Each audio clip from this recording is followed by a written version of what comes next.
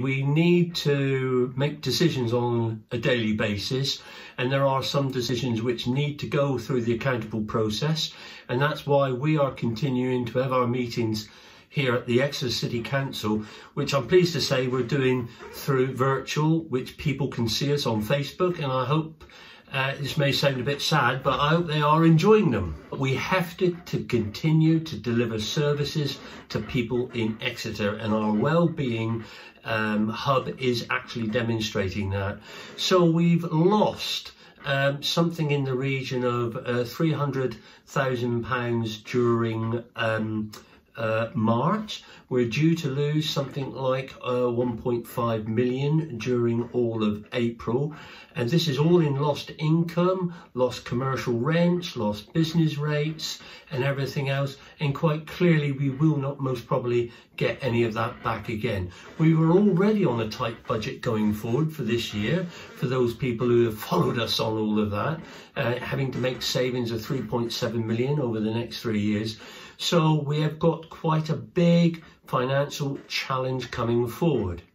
But having said all that, I want us to continue to carry on doing the work of the council, emptying bins, collecting rubbish, doing all those things, dealing with people's housing problems on a day-to-day basis, and of course helping and supporting those communities, supporting people in their localities. We really must continue to do that.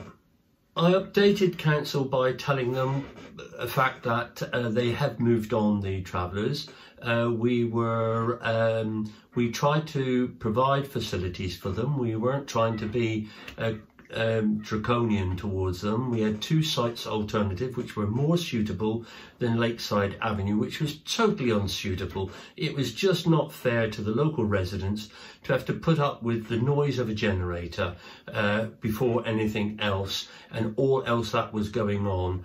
And we were pleased that we discussed it with the police to see what other powers, because we were trying to negotiate and to discuss it with them and we couldn't get any movement, that we issued what they called a direction notice asking them to leave to one of the 2 designated sites.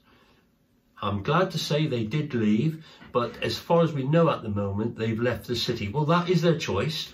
But again, the police need to monitor travel. You know, it may be deemed as an essential trip, but of course they have to have a place to go. And I'm not saying it's not our problem any longer, but we did offer up 2 sites, and we understand that them as a community also need to be protected through this.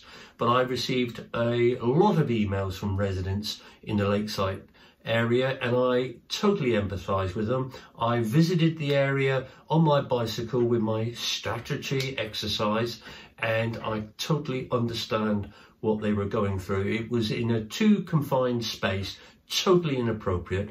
I'm glad it's resolved. We are taking measures through our Parks and Open Spaces team to try and protect the site, but that's not an easy job at the moment, but we are going to do whatever we can. My message to everybody at home is to hang in, just hang in there. You know, we've come this far, you know, we can't give up now. And I know tensions are fraught. People are going to start finding themselves in financial difficulties. Again, if you're in that shielded group, if you are feeling vulnerable, please contact us on Exeter 265,000. We've got a team there every day of the week to take your call. We want to help you. We want to direct you. We may not be able to solve all your problems, but I feel sure there is some help if you are housebound and you can't get out because of the virus.